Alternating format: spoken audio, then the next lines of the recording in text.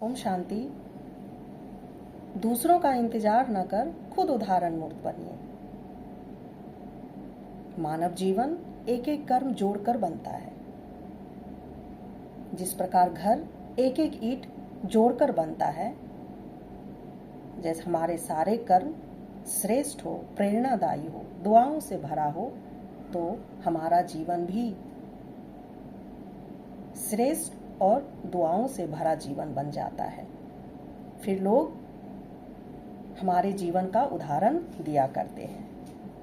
तो इसलिए हम लोग दूसरों का उदाहरण तो सुनते ही हैं, खुद भी उदाहरण स्वरूप बन जाइए। दो दोस्त थे, आनंद और सागर। एक बार आनंद का सागर के घर जाना हुआ। बहुत दिनों के बाद मिले थे दोनों दोस्त। फिर भी वहां पे सागर आनंद की खातिरदारी, भाव भगत बहुत ही साधारण तरीके से किया।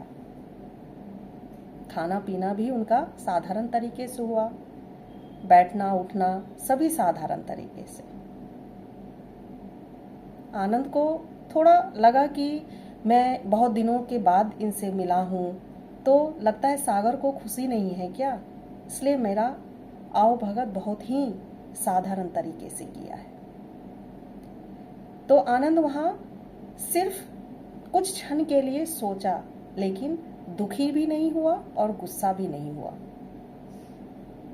वो उस जगह यह सोचा कि जब सागर मेरे घर आएगा ना, तब मैं उसे बहुत ही शानदार तरीके से उसका खातिरदारी करूंगा और उसे अपने व्यवहार से सिखाऊंगा कि अपने दोस्तों का, मेहमानों का कैसे खातिरदारी आवभगत की जाती है। यह दिन भी आया, सागर का आनंद के घर जाना हुआ। आनंद उसका आओ भगत खातिरदारी आलीशान तरीके से किया, हर्षोल्लास के साथ किया, खुशियों के साथ किया, दिल खोल कर किया। तो सागर को बहुत ही प्रसन्नता हुई और उसे यह सोचने पे मजबूर हो गया कि जब मेरे घर आनंद आया था तो मैं तो इसकी खातिरदारी बहुत ही साधारण तरीके से किया, परंतु इसे तो देखो, मेरी आने की खुशी में ये तो एकदम राजा महाराजा की तरह मेरी खातिरदारी कर दी। वो बहुत ही दिल से खुश हुआ और प्रफुल्लित हुआ